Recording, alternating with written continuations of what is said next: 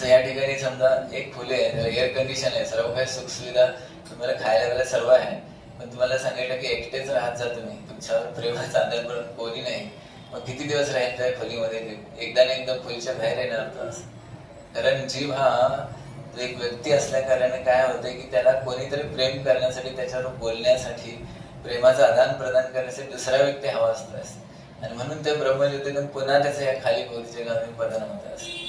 प्रभात असं उदाहरण देतात. असं आपण राहू शकू का एकटे एका खुलेमध्ये, एकटे सर्व सुविधा देईल नाही, आपण जायची इच्छा करणार बाहेरच.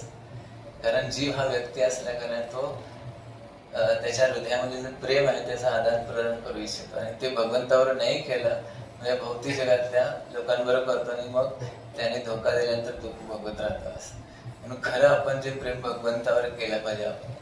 आपण सर्व आत्मे आहोत, स्त्री पुरुष नाही. आपण भगवान श्रीकृष्णाने खूप खूप प्रिय आत्मा आहोत. आपण भगवान श्रीकृष्णाने इतके प्रिय आहेत, आपण त्याची कल्पना करू शकत नाही. असं तुम्ही भगवंताकडे एक पाऊल टाकला की भगवंत 1000 पावलं आपल्या जवळ येतात. असं आपल्यावर त्यांना उचलण्यासाठी लवकर या भौतिक जगातून. समजा एकदा कोणी एक कृष्ण नाव घेतलं ना, त्याचे करोडो जन्माचे पाप नष्ट होतात.